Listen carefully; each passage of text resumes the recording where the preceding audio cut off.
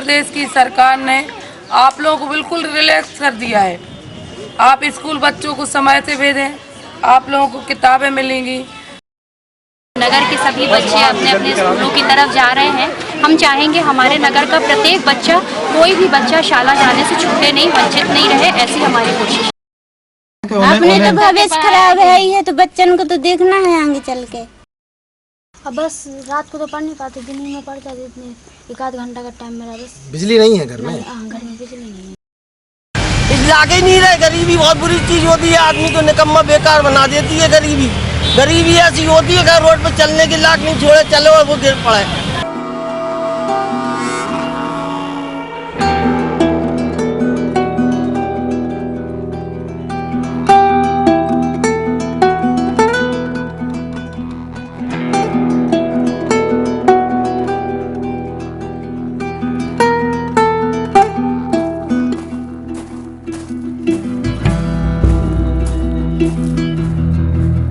सड़कों पर दौड़ते इन वाहनों की रफ्तार और ये सड़क हमें विकास का आभास कराती है। ऐसा लगता है कि हर किसी को आगे बढ़ने की पड़ी है। हर कोई इस सड़क को पार कर जाना चाहता है।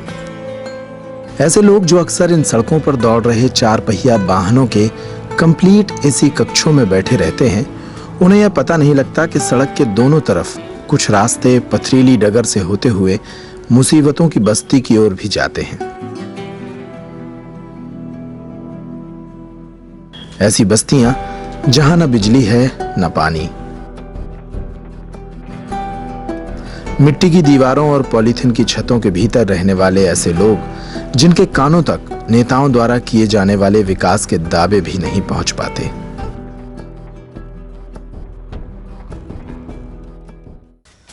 नमस्कार, मैं हूं अंकुर यादव। सफरनामा के एक नए कार्यक्रम के साथ आपको एक नई यात्रा पर ले जाने की कोशिश कर रहा हूं। कभी भीमराव अंबेडकर ने कहा था कि इस देश में दलितों को, पिछड़ों को, मजदूरों को और गरीबों को आगे बढ़ाने के लिए शिक्षा एक सबसे बड़ा हथियार है। शिक्षा ही वो माँ है जिसका दूध पीने के बाद हर बच्चा शेर की तरह गरज सकता है। लेकिन आज़ादी के इतने दिनों बाद भीमराव अंबेडकर के इस सपने को कितनी हकीकत मिल पाई है और कितना सच ये सपना हो पाया है, आज कोशिश कर रहे हैं ये जानने की। सफ़रनामा कार्यक्रम के अंतर्गत एक ऐसी यात्रा पर आपको ले जाने की कोशिश है जिसमें हम कुछ ऐसे परिवारों का दर्द आपको दिखाएं जिनके बच्चों को पढ़ने के लिए आज भी उतना ही संघर्ष करना पड़ रहा है। मध्य प्रदेश में प्रवेश उत्सव शुरू हो चुका है। सरकार लाखों रुपए के विज्ञापन खर्च कर बच्चों को स्कूल तक लाने की कोशिश में जुटी हुई है, लेकिन कुछ परिवार ऐसे हैं जिनके बच्चों के लिए स्कूल भेज पाना बहुत मुश्किल है। शासन वजीफा स्कॉलरशिप की बात करता है और कहता है कि बच्चों को निःशुल्क पढ़ाई दी जाएगी, लेकिन न वो वजीफा उन्हें मिल पाता है और ना ही वो सुविधाएं। ऐसे घर जहां पर बिजली नहीं है, वहां पर पढ़ने वाले कुछ बच्चों की कहानी भी आपको दिखाने की कोशिश करेंगे कि वो कैसे इस अंधेरे में अपने सपनों को रोशन कर रहे हैं। इन दिनों प्रदेश भर के सरकारी स्कूलों में शाला प्रवेश का उत्सव चल रहा है। बच्चों को स्कूल तक लाने के लिए सरकार एड़ी चोटी का प्रयास करते नजर आ रही है। अखबारों में विज्ञापन और सड़कों पर लगे मुख्यमंत्री शिवराज सिंह चौहान के होर्डिंग बता रहे हैं कि बच्चों के लिए स्कूल कितना जरूरी है। वहीं दूसरी तरफ कुछ बच्चे ऐसे हैं जो सड़कों पर लगे होर्डिंग की बजाय इनके नीचे पड़े कचरे में जिंदगी तलाश रहे हैं।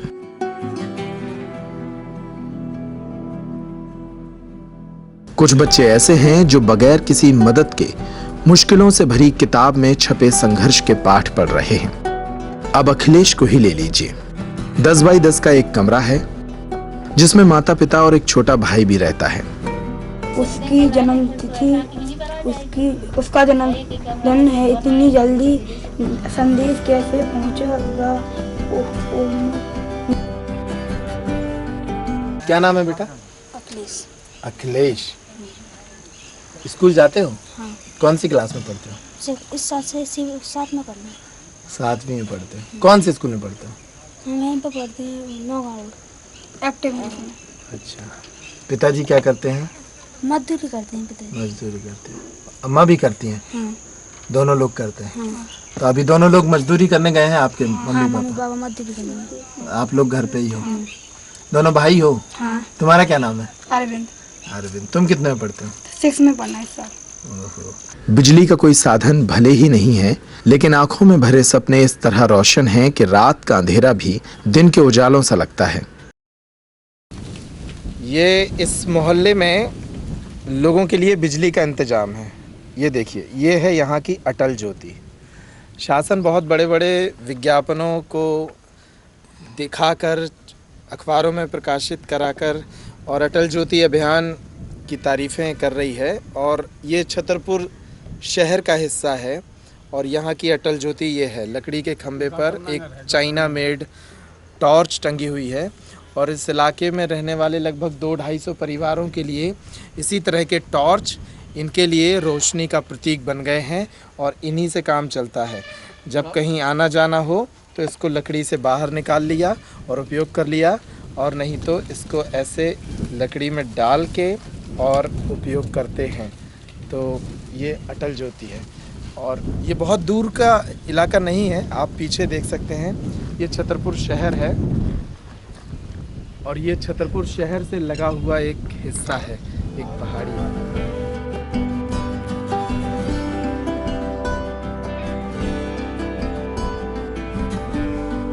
जब हम अखिलेश से बात कर रहे थे तभी कैमरों से बदलाव की उम्मीद करते हुए कुछ पड़ोसी भी हमारे पास आ गए।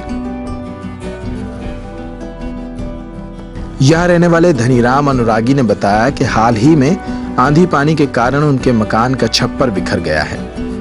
घर को फिर से दुरुस्त करने के लिए रुपए तो खर्च होंगे ही, जितने दिन घर को सुधारने में लगेंगे उतने दिनों की मजदूरी भी मारी जाएगी। पड़ोस में रहने वाली एक महिला ने बताया कि सरकार बच्चों को निशुल्क शिक्षा देने का वायदा करती है। कुछ लोग बताते हैं कि वजीफा भी दिया जाता है, फिर उसके बच्चों को ये सुविधाएं क्यों नहीं मिलती? शासन के निर्देशों के बावजूद वजीफा हासिल करने के लिए मांगे जाने वाले जाति और निवास प्रमाण पत्र स्कूल से क्यों नहीं बनते? तहसील में बैठे दलाल प्रमाण पत्रों के लिए हजारों रुपए की मांग करते हैं। कोई कहता है कि खुद को 40 साल पुराना निवासी साबित करो तभी प्रमाण पत्र बनेगा। वजीफा कुछ नहीं सर मिलता उसको। हर जन है। अपने तो भविष्य खराब है ही है, तो बच्चन को तो देखना है आगे चल के। नहीं देते हैं, कहते हैं जाती ले आओ, कुछ ले आओ, नहीं है हमारे पास तो कहाँ से ले। अब दे हैं मजदूरी कर रहे हैं, अब छोड़ छोड़ के बच्ची क्या करें, अब 2-2 हजार रुपये लगते हैं उनमें। नहीं बन रहा है, बना रहा पुराना रिकॉर्ड ले आओ, 60 साल को रिकॉर्ड ही मांग रहे हैं, 60 साल को ले तब बने नहीं। अब हमारे पास तो क्या करें, तो नहीं है तो क्या करें? दादी दादा को है तो वो हमारे पास भी नहीं है अभी।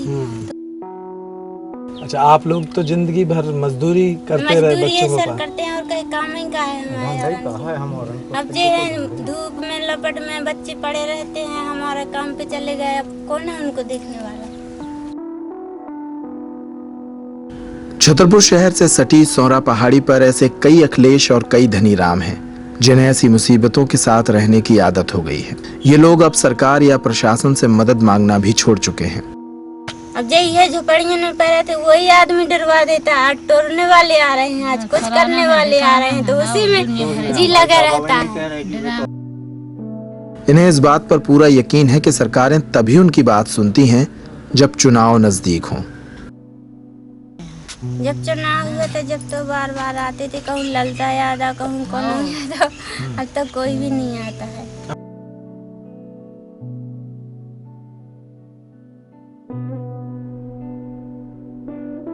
अपने बलबूते पर ही ये बच्चे जिंदगी की जंग लड़ रहे हैं। हम जाता है। तुम जाता है? कौन से स्कूल? एक सरकार। कितने में पढ़ते हो? 3 में। इनके संघर्ष का अंदाजा और सरकारी स्कूलों की दुर्दशा अगर एक साथ समझनी हो तो जरा इन तस्वीरों को भी गौर से देखिए।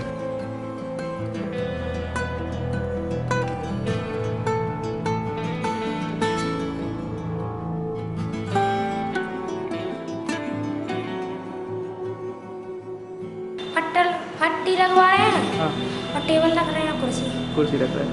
अच्छा टेबल रख रहे हैं, पट्टी और चटाई बिछा रहे हैं।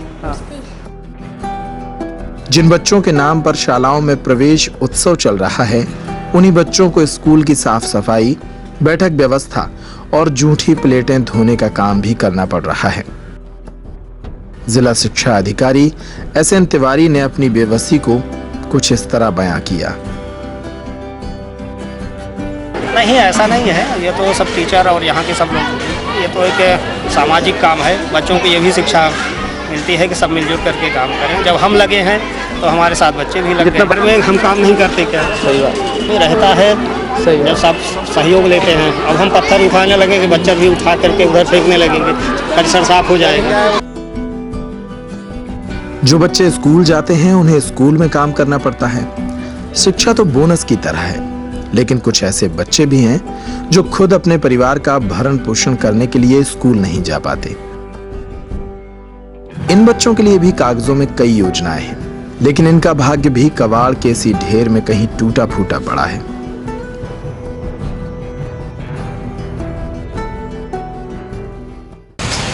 जो हमारी दुकान पे काम करता है, कबाड़ा वाला बीनते भी है, बीनते हैं कबाड़ा बच्चे। कबाड़ भी? हाँ, परिवार की स्थिति खराब है। हाँ, गरीब है बेचारे। अब बीनते हैं, 100-50 रुपए मिल जाते तो अपने घर वालों को दे देते, आटा पानी अपने चल रहा, उनका गुजारा हो रहा।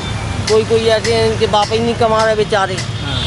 बाप ही कुछ नहीं कर रहे, नहीं की दम पे, बच्चों की दम पे चल रहा उनका घर। अब देख क्या कर रहे हैं बेचारे। अब जी 50-100 रुपए का कबाड़ा बींचेंगे तो इनके माँ बाप कोई पैसे ले लेंगे, उसी से अपने घर दाल रोटी चलेगी इनकी। सरकार को क्या करना चाहिए? सरकार को तो देखना चाहिए गरीब कौन है। आजकल राशन कार्ड भी बने तो गरीबों के नहीं बने, 10% गरीबों के बनेंगे। अब अगर देखा जाए तो किसी गरीब के राशन कार्ड जो बाकी में गरीब होंगे, उनके आपको बहुत कम राशन कार्ड मिलेंगे। छेनी और हथौड़े से पत्थरों को तराश कर लोगों का काम आसान करने वाले ये लोग अपनी जिंदगी को तराश नहीं पाए। पूरा कुनबा यही काम करता है।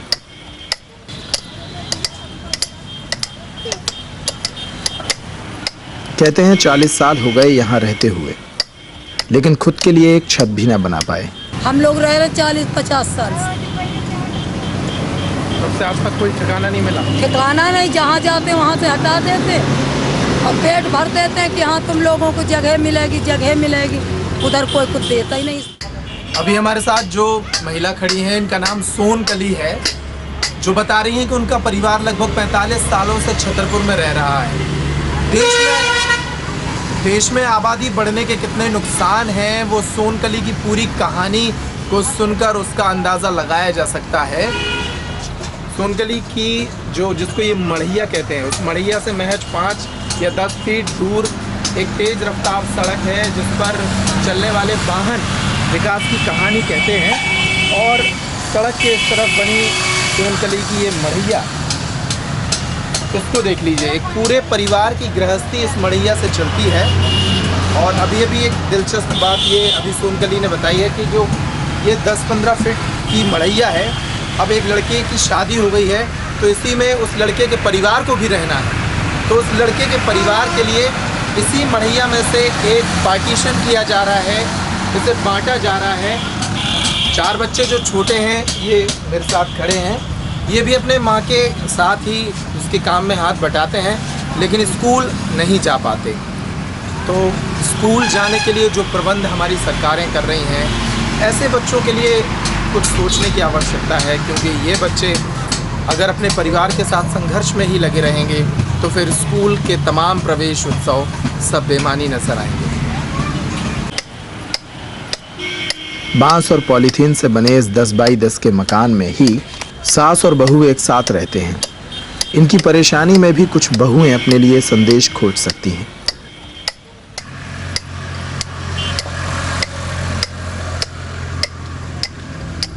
बहरहाल भारत हर तरह के लोगों का देश है। कोई सुविधाओं के बावजूद शिकायतें कर रहा है तो कोई मुसीबतों के साथ आगे बढ़ रहा है। दीवारों और डिब्बों पर लिखे ये स्लोगन कबाड़ और सिलवट्टों में जिंदगी तलाश रहे लोगों के लिए रिवाइटल का काम करते हैं। क्या इनकी जिंदगी में भी सुविधाएं कभी पॉसिबल हो पाएंगी?